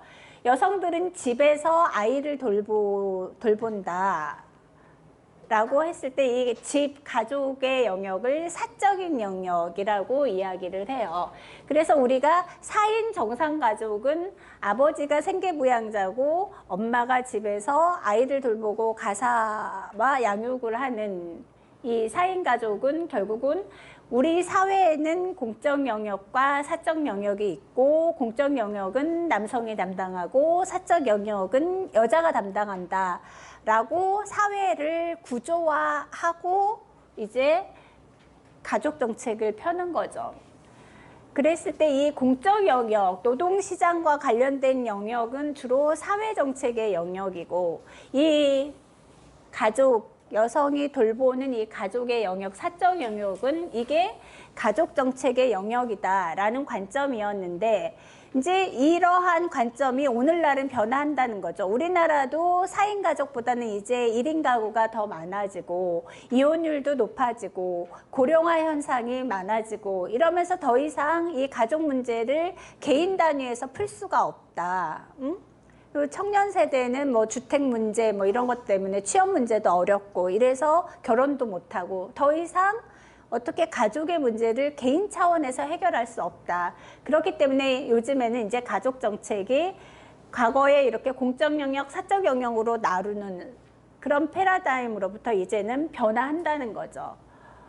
즉, 여성의 노동시장 참여가 많아져서 여성 고용률이 높아지고, 노동시장 불안정화돼서 남성이 더 이상 생계부양자 역할을 홀로 못하고, 그러면서 가족이 불안정해지고, 이렇게 되면서부터는 이제 이 돌봄과 가족, 아이들을 낳는 문제, 이 출산의 문제를 이제는 국가가 사회 전체가 나서서 해결하는 방식으로 바뀌었다. 그래서 가족정책과 사회정책이 분리된 게 아니라 서로 이렇게 순환관계로 밀접한 관련을 가지고 있게 됐다라고 말씀드릴 수 있어요.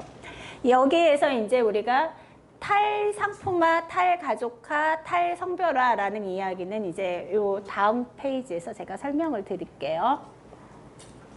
자, 가족정책 차원에 보면은 탈상품화, 탈가족화, 탈성별화가 있어요. 이게 뭐냐면 탈상품화라는 얘기는 뭐냐면, 자, 우리가 자본주의 사회에서는 우리 개개인이 자본주의 사회의 가장 큰 특징은 뭐냐면 개인들이 노동시장에서 내 노동을 팔아요. 그게 뭐냐면 대학 졸업하려면 애들이 이제 4년 대학 졸업하고 나서 취업하려면 기업에다가 막 원서 내잖아요. 나는 이런 스펙도 있고 이런 졸업장도 있고 이런 자격증도 있습니다 라고 막 기업에다가 입사 원서를 내요. 이게 무슨 행위냐면 자기 노동력을 팔려고 시장에다 내놓는 거예요. 이걸 우리가 노동시장이라 그래요. 그래서 취업이 되면 뭐냐면 기업이 그 아이의 노동력을 높이 사서 걔를 취업을 한 거예요. 이렇게 해서 자본주의 사회에서는 우리는 어딘가에 내 노동력을 팔아서 취업을 해야 먹고 살아요. 결국 누군가에게 내 노동을 팔아서 임금을 벌어서 먹고 사는 것, 결국은 우리 개개인들이 뭐가 되는 거냐면 노동시장에서 내 노동력을 팔아요. 내 노동력이 상품이 되는 사회예요. 그래서 우리 모두는 우리의 노동력을 시장에다가 팔아야지. 그래서 취업을 해야지만 먹고 살아요. 이게 내 노동력이 상품화 돼야지만 내가 먹고 살 수 있는 거예요. 그게 취업이 되는 거예요. 내 노동력이 상품화 돼야. 그게 내 노동력이 상품화 된다라는 뜻이에요. 근데 탈상품화라고 하는 거는 그래서 우리는 먹고 살려면 다 취업을 해야 돼요. 근데 막 대우 GM이 나가서 거기서 더 이상 취업을 못하면 먹고 살 길이 없어져요. 근데 탈상품화라고 하는 거는 기업에서 내가 해고를 당했는데 그래도 먹고 살 수 있어. 왜? 정부에서 먹고 살 수 있는 정도의 실업수당은 나오니까. 그러면 이게 뭐냐면 내가 내 노동이 시장에서 상품화되지 않고도 내가 먹고 살 수 있는 상태가 되잖아요. 이 상태를 우리가 탈상품화 됐다고 그래요. 그러니까 탈상품화는 내가 내 노동을 꼭 시장에다 팔아야지만 먹고 사는데 그러지 않아도 먹고 살 수 있는, 내가 시장에서 벗어나서 취업하지 않아도 최소한 먹고는 살 수 있게 되는 상태, 요거를 우리가 탈상품화라고 그래요. 그래서 가족정책에서도 예를 들어 아동이 있는 가족 같은 경우 아동수당을 아까 준다고, 모든 가족에서 아동이 있을 때 아동수당을 준다고 말씀드렸어요. 그럴 경우는 뭐냐면 취업 여부나 이런 거랑 상관없이 아이가 있으면 그 아이를 기를 수 있도록 국가가 돈을 주는 거잖아요. 아동수당을. 그게 뭐냐면 취업하지 않아도 애를 기를 수 있도록 국가가 모든 국민에게 아동수당을 줘요. 이런 게 말하자면 탈상품화 정책이다라고 말을 할 수 있어요.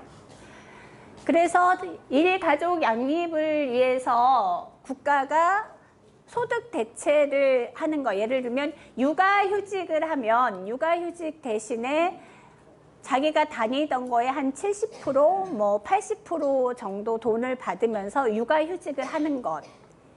내가 더 이상 취업하지 않았는데도 국가가 나에게 아이를 기르라고 하면서 월급의 80%를 주잖아요. 취업하지 않아도 먹고 살 수 있잖아. 이거를 뭐라고 하냐면 탈상품화 됐다라고 이야기해요. 근데 또 하나 탈상품화와 더불어 탈가족화도 있어요. 이 탈가족화는 뭐냐면 여성의 노동 경력을 연속적으로 이제 보장하는 거, 이거를 탈가족화라고 하는데, 이 탈가족화는 뭐냐면 과거에는 가족의 울타리에서만 가능했던 것, 가족의 울타리에 있어서 그 가족의 울타리 속에서 가능했던 것들이 이제는 꼭 그 가족의 울타리가 아니더라도 이제 가능하게 해준다는 거예요. 그래서 예를 들면 뭐냐면 이제 여성의 노동 경력을 인정해 주는 거. 아까 독일의 주부연금 제도 제가 말씀드렸어요. 그건 뭐냐면 주부들은 남편이 돈을 벌어다 주면 아이를 기르면서 남편이 벌어다 준 돈으로 가족의 울타리 안에 있어서 먹고 살 수 있었어요. 근데 이제는 이혼을 하면 남편이 돈을 주지 않으면 여성이 먹고 살 수 없잖아요. 근데 이제는 이혼을 해도 애가 있으면 애를 기르기 때문에 국가가 그 주부에게 애 한 명당 3년치 일한 연금을 그 여성에게 인정을 해주는 제도잖아요. 그 주부연금 제도가. 결국 가정의 울타리에서 벗어나도 이 여성이 먹고 살 방법이 생기게 만드는 거. 예를 들면 이런 게 이제 탈가족적 정책이라고 이야기할 수 있어요. 그런 것 중에 이제 하나가 육아휴직이라고 볼 수 있는 거죠. 그리고 이 탈가족화는 이제 돌봄 노동의 사회화가 탈가족화 현상에 들어가는데, 예를 들면 돌봄의 현상이 그전에는 다 가족에서 여성들이 이제 뭐 아프신 노인들 돌보고 또 아이 양육하고 이게 다 여성들이 했어요. 근데 이제는 우리가 하지 않고 누가 하냐면, 아프신 노인들 요즘에는 뭐예요? 장기 요양보호 등급 받으면 요양사님이 와가지고 돌봐주시죠. 이게 돌봄의 사회화예요. 더 이상 개인이 다 가족 단위로 하지 않아요. 그리고 아이가 있으면 아동수당을 준다든가, 이제 아이는 국공립 유치원, 국공립 어린이집 이런 데 이제 보내는 거죠. 더 이상 가족에 남아서 여성이 아이를 돌보지 않아도 되는 거죠. 이런 걸 우리가 탈가족화 현상이라고 이야기해요. 그래서 국공립 보육 서비스가 대표적인 그 탈가족화 제도 중에 하나예요. 다음에 탈성별화 정책이 있어요. 이거는 대표적으로 그 육아랑 관련해서 아버지의 육아휴직 제도. 이건 뭐냐면 남성이 돌봄 노동에 참여하도록 하는 거예요. 그래서 뒤에 보면 스웨덴 같은 경우 아이를 낳으면 이 부부가 합산해서 모두 16개월을 휴가를 받아요. 육아휴직을 받는데 그 중에 3개월은 꼭 아내만 해야 되고 그 중에 또 3개월은 남편만 휴가를 써야 돼요. 그래서 만약에 남편이 나는 이 일이 너무 좋아, 이래서 내가 그 3개월을 안 쓰면 부인이 쓸 수 있지 않아요. 그 3개월은 그냥 날아가는 거예요. 그러니까 그냥 날아가느니 쓰겠죠. 웬만하면. 이렇게 해서 아이를 3개월 돌보다 보면 남편이 이제 뭐를 알아요? 육아의 기쁨을 알게 되는 거죠. 육아의 기쁨을 알게 되고 아이랑 상호작용하면서 아이의 언어도 알아듣게 되고 아이랑 친밀해지고, 그러면서 아이랑 아빠랑 굉장히 친밀해지면서 남성들이 훨씬 더 가정 친화적인 그런 이제 아버지, 그런 남편들이 되겠죠. 이게 이제 탈성별화 정책이다라고 말씀드릴 수 있어요.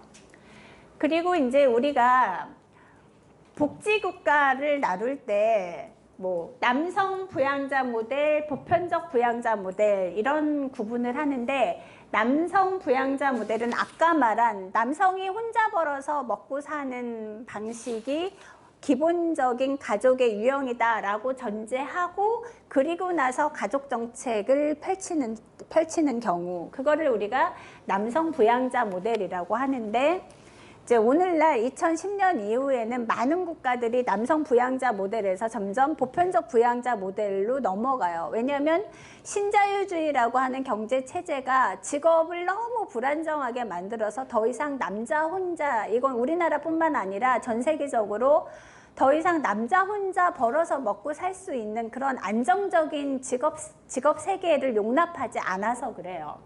근데 어쨌든 아직도 이 남성 부양자 모델을 기본으로 하면서 이제 점점점 보편적 부양자 모델로 가는 국가도 있고, 이미 스웨덴 같이 이미 70년대, 80년대부터 보편적 부양자 모델을 갖고 있는 나라도 있다.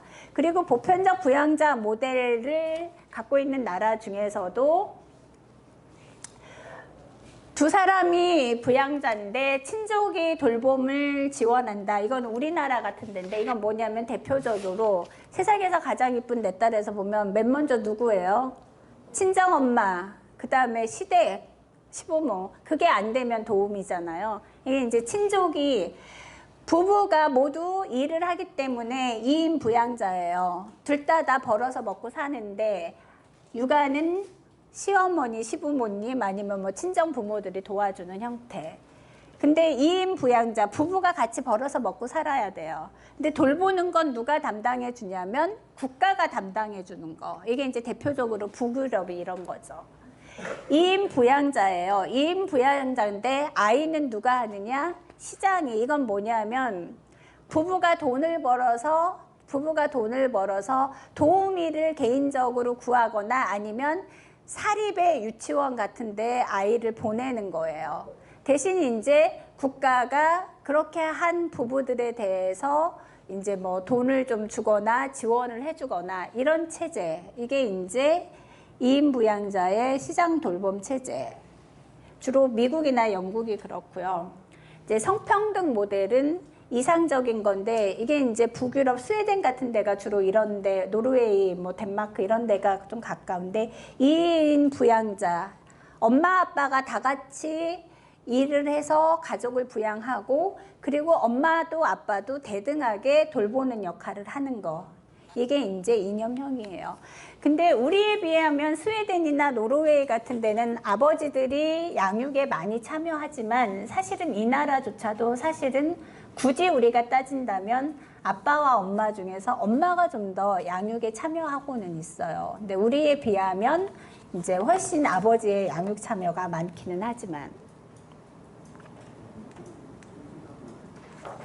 자, 스웨덴 복지 모델 특징을 뭐 보시면 굉장히 복지 제도가 포괄적이라는 거. 그리고 대상이 우리가 보편적 복지다라고 하는 거는, 대상이 보편성을 갖는다라고 하는 건 뭐냐면 재산이 얼마나 있느냐 아니면 뭐 소득이 얼마나 되느냐 해서 뭐 중위소득 이하에게만 복지를 제공한다. 그러면 그건 선별적 복지죠.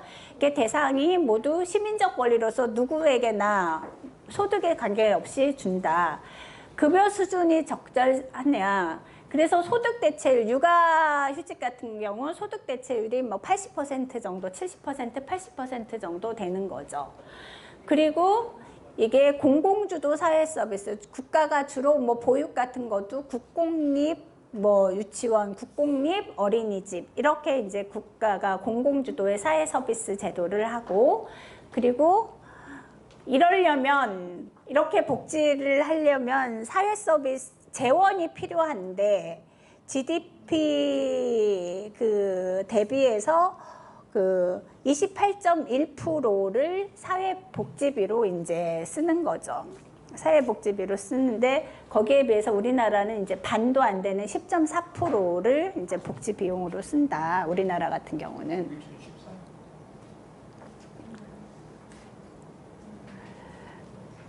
자, 스웨덴의 경우, 그럼 스웨덴에서 이제 가족정책, 아까 말씀드렸잖아요. 가족정책 안에 탈상품화 정책, 탈가족화 정책, 탈성별화 정책이 있다고 말씀드렸어요. 그러면 이제 스웨덴의 경우 탈상품화 정책으로 대표적인 게, 대표주자가 뭐가 있냐면 아동수당이 있어요. 아동수당제도. 이 아동수당제도는 1948년에 도입했대요. 1948년에 도입했는데, 원래 이제 여기도 세금으로 공제하는 방식이었는데, 세금으로 공제하는 방식은 일상적인 가구 필요에 부응하기도 어렵고, 사실 세금 공제하는 방식은 엄밀히 따지면,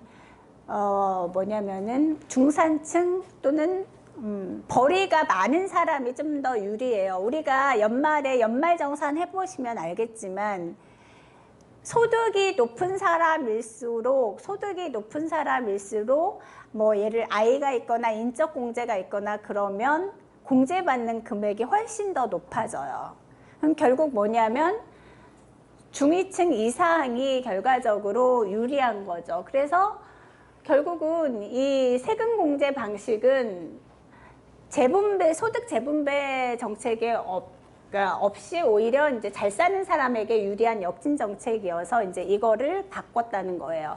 그래서 계급 간 소득 불평등을 완화하고 수평적인 재분배를 하는 방향으로.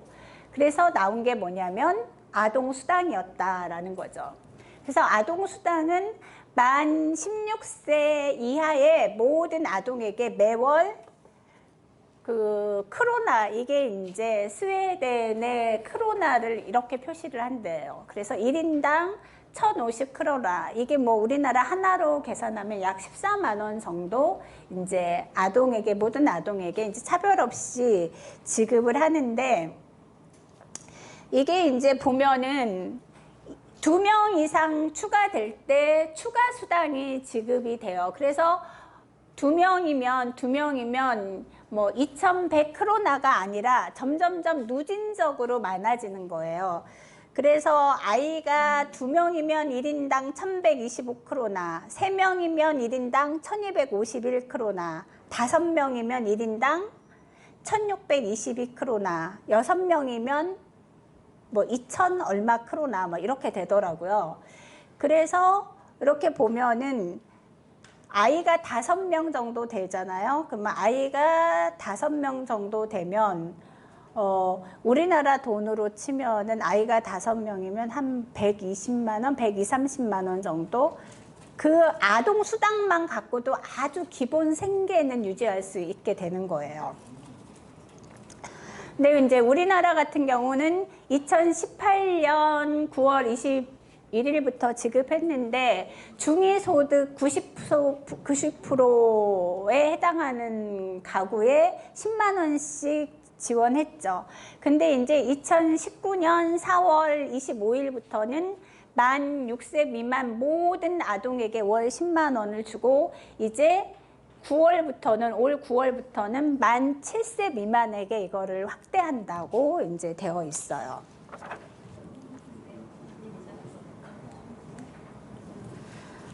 자, 탈가족화 정책을 보시면 탈가족화 정책 안에는 양육수당과 공보육 서비스가 있는데, 그 스웨덴에서 1960년대와 1970년대 아동 양육이 이제 여성의 경제 활동을 제약을 해서 이 상황을 개선하자라고 하는 요구가 매우 강해졌어요.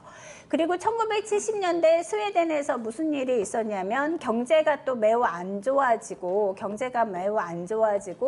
그리고 출산율이 계속 떨어지면서 말하자면 경제 활력이 이뤄지고, 우리로 치면 요즘에 저출산 고령화 문제 이런 거를 이제 그 스웨덴은 일찍이 70년대 이제 경험을 한 거죠.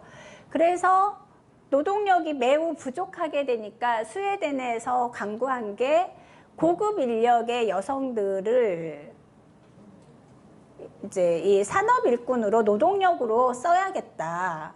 그래서 노동력이 없는데, 그래서 노동력도 보충하고 여성들로 보충하고 경제 활력도 찾는 게 좋겠다라고 한 거죠.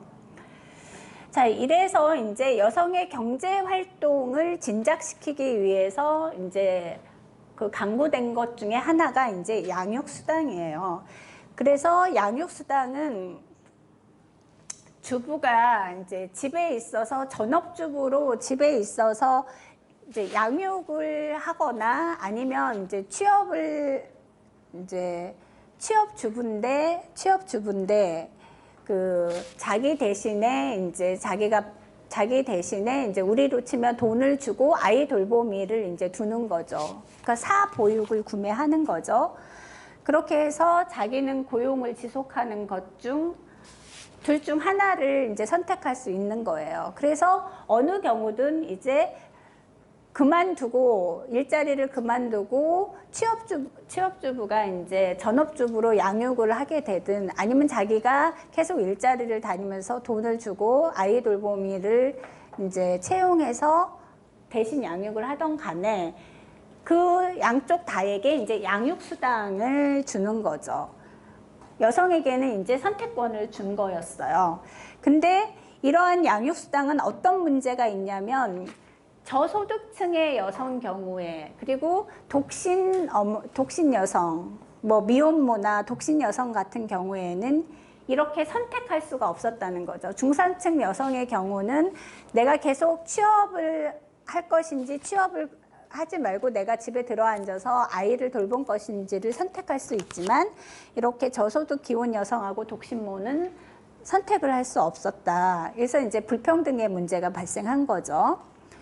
그리고 이제 또는 이 제도는 이제 성별 그 분업 규범에 기반해 있는 거죠. 뭐냐면 여성이 주 양육자다. 아이는 여성이 기르는 거다라고 하는 그 깨려고 하는 스웨덴에서 이제는 없애려고 하는 그런 전통적인 성별 분업에 기반하고 있어서 그 여성의 일할 권리와 노동시장 지위를 부정하는 효과를 가져왔다. 그리고 이제 사회경제적인 아까 말씀드렸죠. 70년대 사회경제적인 여건이 변화하면서 노동력이 부족해지고 경제가 침체되고 그리고 어디서 노동력은 없고 이런 상황에서 이제 스웨덴에서 생각해낸 게 여성 노동력을 산업 일꾼으로 쓰자라는 거였는데 이런 이제 논리 이게 이제 이래서 여성 노동력이 필요해졌는데 그러면 이제 양육은 누가 할 것인가 라고 했을 때 사회에서 지금 이렇게 양육수당을 줘서 전업주부가 뭐 들어앉든지 아니면 자기 돈으로 뭐 아이 돌보미를 하든지 라고 하는 이 양육수당 제도보다는 스웨덴에서는 공보육 서비스를 실시하자라고 하는 게 사회적으로 대두되고 그게 이제 거기서 주요하게 승리한 거죠. 공보육 서비스가 답이다라고 스웨덴 국민들이 선택을 했다는 거예요. 왜냐하면 여성 노동력이 그만큼 중요해진 시점에서 여성들이 이제 취업한 여성이 아이를 기르기 위해서 집에 들어앉는 거는 그러니까 바람직한 해법으로 보이지 않았던 거죠. 근데 이제 이 공보육 하는 거는 비용이 많이 들어요. 그래서 장기적으로 돈이 이제 많이 드는 정책이기 때문에 계속해서 단기적으로 효과가 있는 거는 이제 양육수당이기 때문에 지속적으로 계속 공보육 서비스를 확충하지만 그게 단시간 내 되는 게 아니잖아요. 공보육 서비스라는 건 결국 국공립 유치원, 국공립 어린이집 이런 거를 전국적으로 확대해야 되는데 그게 하루아침에 되는 건 아니기 때문에 계속 양육수당 요구가 중간중간 삐져나온다는 거죠. 주로 보수 정권이 정권을 잡았을 때. 그래서 1994년 보수 정권에 의해서 첫 도입이 됐다가 정권이 바뀌면 폐지되고 그리고 2008년에 보수 정권이 들어서서 다시 양육수당이 재도입됐다가 2016년에 다시 폐지되고 이제 이런 것들이 반복되는 거죠. 우리나라 같은 경우도 마찬가지일 거예요. 사회복지제도라고 하는 거는 보수 정권은 이제 세금을 적게 내고 시장의 자유를 주장하고 이러니까 보수 정권이 들어서면 사회복지제도는 조금 축소되고 그다음에 조금 진보 정권이 들어서면 사회복지 정책이 많이 나가고 확대되고 뭐 이런 게 이제 다른 나라도 마찬가지인 거죠. 그래서 공보육이 확장이 됐던 거는 이제 70년대 여성 노동력 수요를 비롯한 노동시장의 요구가 컸기 때문이고 거기에다가 이제 빈곤 해소를 위한 2인 부양자 모델로 이제 정책을 전환한 것과 밀접한 관련이 있고 그리고 여성들이 일하기 시작하면서 여성들에게 이제 경제적 자율성을 부여하자라고 하는 논의가 힘을 얻게 되면서 스웨덴에서 이제 극적으로 공보육 서비스가 이제 확장되기 시작했던 거죠. 그리고 이 스웨덴 같은 경우는 아이를 낳으면 부부가 모두 16개월 그 산전산후 이 육아휴직 제도를 받기 때문에 영세에서 말하자면 한 12개월, 13개월 사이에 아이를 돌보는 시설은 없어요. 왜냐하면 모든 부모들이 다 육아휴직 제도를 받기 때문에 일자리가 없는 사람들에게도 이게 있다고 가정하고 국가가 이 육아휴직 제도에 관련된 이 그 돈을 이제 지불을 하는 거죠. 반면에 1세에서 4세는 80%, 만 5세는 98% 다 그 공교육 서비스에서 이제 충당을 하고 있다라고 볼 수 있습니다.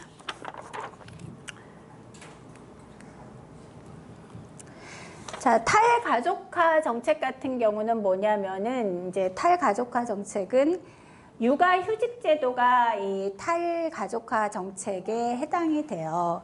그래서 뭐 이거는 이제 그 모성 휴가를 아까도 말씀드렸지만 이제 부모 휴가로 변경을 했고, 그 다음에 총 휴직 기간은 16개월을 두고 있다. 그래서 이 부모들이 처음에 13개월, 부모 휴가를 받는 처음 13개월은 자기가 받던 임금의 80%를 받고 나머지 3개월은 정액급여인데 약 이제 70만 원 정도를 지급받는데요. 그러면 고용이 되지 않은, 말하자면 고용이 8개월 이상 고용이 되지 않았거나 뭐 2년 통상 12개월 정도 고용이 되지 않은 실업 상태의 부모들은 그럼 어떡하느냐. 이 사람들은 16개월간 매달 정액급여로 한 70만 원 정도 유급 휴가를 국가에서 이제 지원을 한다는 거죠. 그래서 8세까지 휴가 기간을 부부가 이제 분할하거나 시간을 나누어서 사용할 수 있고, 이제 근로시간의 25%까지 단축해서 사용할 수 있다. 자, 그 다음에 이제 탈성별화 정책이 있다고 말씀드렸죠. 그래서 이 탈성별화 정책은 뭐냐면 남성 육아휴직 할당제다. 그래서 아까 말씀드렸듯이 16개월 휴가 중에 3달씩 남편이 아내가 꼭꼭 사용해야 된다. 안 사용할 경우 소멸된다. 그래서 2013년 육아휴직 사용자 중 남성 비용은 45%, 반면에 한국은 4.5%.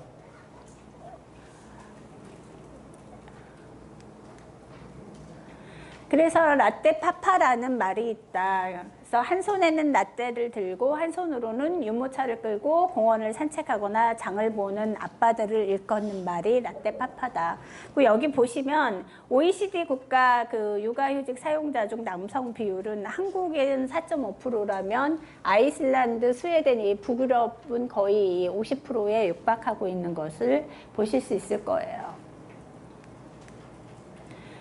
뭐 이제 그 외에 이제 이런 그 위에 가족 정책으로 예를 들면 강력한 공교육 시스템이 있기에 스웨덴에 오늘날과 같은 가족 정책이 가능한 거죠.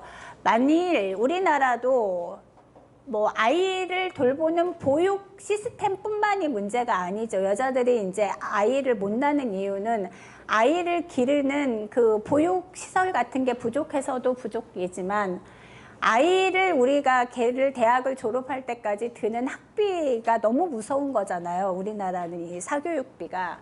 근데 이 학비나 급식비, 그래서 초등학교, 중학교, 고등학교, 대학교까지 스웨덴은 이제 무료인 거예요. 생각해 보세요. 학비가 무료고 의료비가 무료고 주택이 국가 같은 데서 저렴하게 공급이 돼서 주택 걱정이 없으면 굉장히 좀 살만한 거죠. 아득바득 일하지 않아도 서로 막 죽기 아니면 까무라치기로 경쟁하지 않아도 그냥 먹고 살만한 거 아니에요. 그래서 이제 그런 시설, 그런 복지 체계가 갖추어져 있다. 그래서 스웨덴 가족 정책의 함의는 가족과 사회, 남성과 여성이 함께 돌보고 함께 일한다고 하는 성평등과 가족 기능을 국가가 책임지는 그런 공공정책을 해서 돌봄 기능을 국가가 대신 떠안음으로써 그 저출산 고령화 문제를 해소했다라는 거죠. 그래서 구체적으로 이제 그러기 위해서 또 필요했던 것 중에 하나가 뭐냐면 남성들의 인식 전환이 굉장히 중요했는데, 그렇게 스웨덴도 처음부터 남성들이 이 육아에 열심을 내고, 특별히 뭐 친절하고 아이를 스웨덴 남성들이 좋아해서 육아에 참여하게 된 게 아니라 이렇게 부모 할당제나 부모 휴가 제도 등을 통해서 높은 소득 대체율을 주면서 육아휴직 제도를 쓰게 하면서 말하자면 남성들도 육아에 참여하고, 돌봄이 꼭 여성만 책임지는 게 아니라 돌봄은 남편과 아내, 아이를 낳고 기르는 거는 부부 모두의 책임이다라고 하는 게 확산이 됐다. 그러면서 이제 출생률이 이제 올라가게 된 거죠. 그래서 1960년대 보면 스웨덴이 2.2명인데 한국은 6.2명인데, 이게 이제 1990년대 이렇게 바뀌어요. 한국은 1.6명인데 스웨덴은 여전히 2.0명이죠. 근데 2011년 스웨덴은 1.9명인데 우리나라 1.2명이에요. 그리고 2019년 스웨덴이 1.89명인가 1.8 되거든요. 근데 우리나라는 2019년에 0.89명인 거죠. 아이 출산율이. 그리고 이거를 보시면 뭐냐면 여성 경제활동 참가율과 합계 출산율은 여성 경제활동 참가율이 높은 아이슬란드, 스웨덴, 노르웨이, 뉴질랜드 같은 데가 보면 결국 출산율도 높다. 한국, 그리스, 이탈리아 이런 나라들 여성 참가율이, 여성의 말하자면 경제활동 참가율이 이렇게 뭐 45%, 40% 되는 나라들은 출산율도 이렇게 떨어지더라. 자, 성별 임금 격차예요. 한국의 경우 성별 임금 격차 한 우리 35% 넘어요.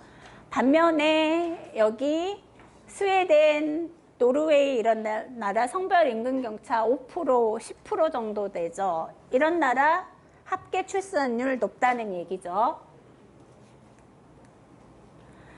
자, 남성의 가사 돌봄, 그 다음에 돌봄 노동 시간.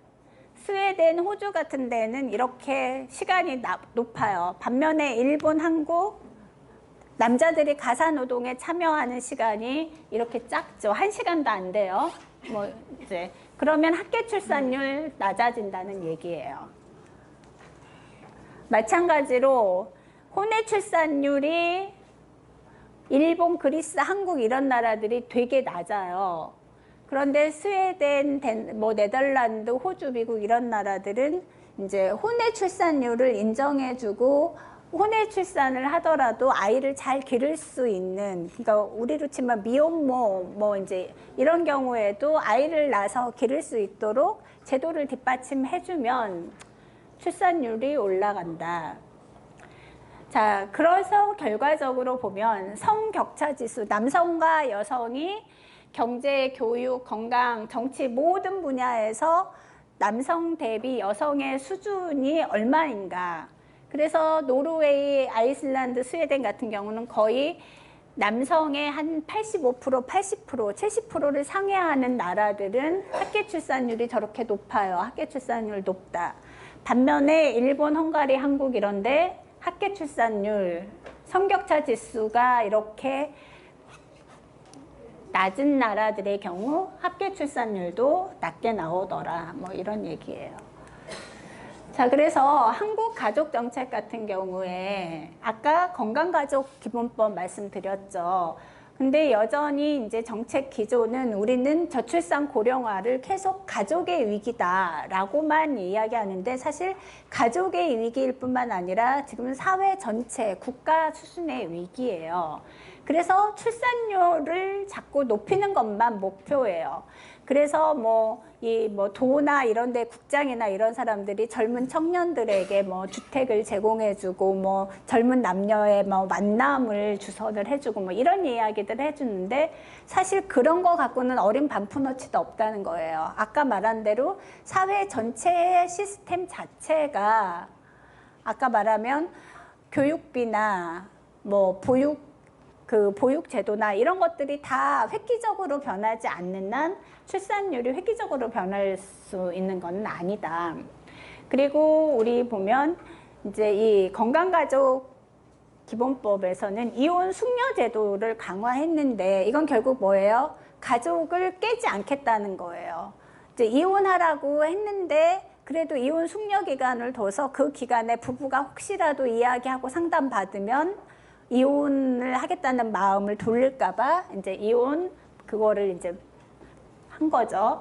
그래서 우리나라는 이렇게 복고주의적 가족 정책을 갖고 있는데 그래서 우리나라 같은 경우 이제 이렇게 모성을 보호하기 위한 우리나라도 이제 몇 가지 이런 중요한 정책들을 이제 실시하고 있어요. 그래서 요 내용은 보시면 될 것 같고 요것도 마찬가지죠. 그래서 한국 가족의 정책은 가족 정책의 과제는 뭐냐면 일단 다양한 가족들이 나타나는데 이 다양한 가족 형태를 인정하고 개인의 선택을 인정하는 그런 법 제도를 정비할 필요가 있겠다라는 거고요.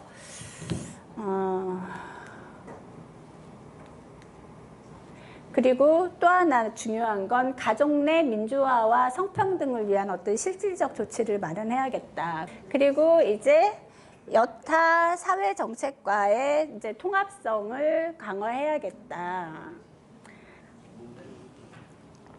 그러니까 자녀 양육이 고통과 부담이 되지 않으려면 아까도 말씀드렸지만 우리 사회의 어떤 공교육을 강화하고 주거 정책, 청년 취업 정책 이런 모든 사회 정책이 동시에 같이 가족 정책하고 연결돼서 사회 문제를 해결할 때 사실은 저출산 고령화 문제가 해결이 되는 거지 그냥 가족만 놓고서 거기서 결혼율을 어떻게 더 높이고 이렇게 한다고 절대 출산율 높아지는 거 아니고 고령화 문제, 고령 노인들의 빈곤 문제 해결되는 거 아니다.